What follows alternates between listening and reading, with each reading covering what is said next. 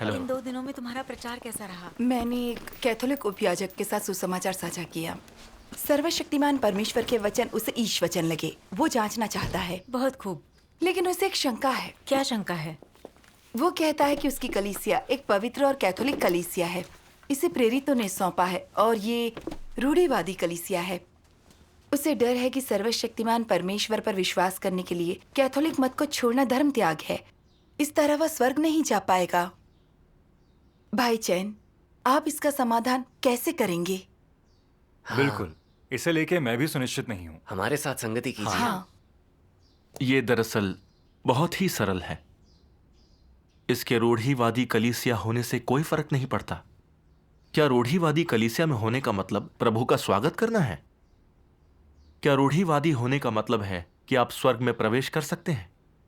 क्या प्रभु यीशु ने कभी ऐसा कहा था? कभी नहीं कहा था। इसलिए आपका रूढ़िवादी होना या ना होना महत्वपूर्ण नहीं है, फिजूल है। महत्वपूर्ण है परमेश्वर का वो न्याय कार्य स्वीकारना जो वो लौटने पर करता है। प्रभु द्वारा व्यक्त सभी सत्यों को स्वीकारना और उसके पद चिन्हों पर चलना। तभी वो आपको अपना अनुयायी मानेगा। वरना आप अपनी कलीसिया को चाहे रूढ़िवादी कलीसिया कहते रहें, ये फिजूल है। आप पोप हों या किसी रूढ़िवादी कलीसिया के कुलपति, अगर लौटे हुए प्रभु यीशु को नहीं स्वीकारा तो नर्क जाओगे।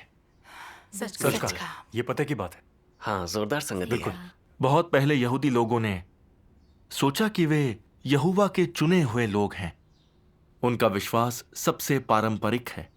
प्रभु यीशु आया तो उसे स्वीकारा नहीं, उसका विरोध किया।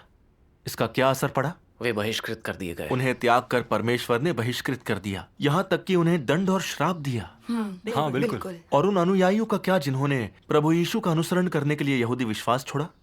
उन्होंने प्रभु यीशु का नया कार्य स्वीकारा। क्या आप कहेंगे कि उन्होंने धर्म त्याग कर यहोवा को धोखा दिया? बताइए। नहीं, बिल्कुल नहीं। प्रभु यीशु ने कहा था, ये वे ही है कि जहां कहीं मेमना जाता है वे उसके पीछे हो लेते हैं। आमीन। और प्रभु को आपके रूढ़िवादी कलीसिया में होने से फर्क नहीं पड़ता। वो देखते हैं कि आप उसके नए कार्यों को स्वीकारते और उसके प्रति समर्पित हैं या नहीं। आमीन। ये संगति सही है। प्रभु ने कई बार भविष्यवाणी की कि वो अंत के दिनों में लौटेगा, सत्य व्यक्त कर न्याय का कार्य करेगा।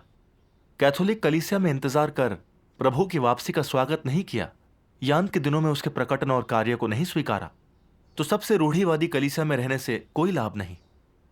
क्या आप उन यहूदियों की तरह ही नहीं होंगे जिन्हें प्रभु के नए कार्य से बहिष्कृत कर दिया गया था? बिल्कुल। हाँ, बिल्कुल सही कहा। ऐसे बिल्कुल, देखिए तो बढ़िया ये हुआ। रोशन करने वाला है। मैंने उनसे बस ये चर्चा की कि रूढ़िवादी कलीसिया क्या है, लेकिन वह निरर्थक था। बिल्कुल सही। सबसे महत्वपूर्ण है लौटे हुए प्रभु का नया कार्य और अंत के दिनों के मसीह द्वारा व्यक्त सत्य स्वीकारना। यही महत्वपूर्ण है। आमीन। अब मैं जान गई हूँ संगति कैसे करनी है।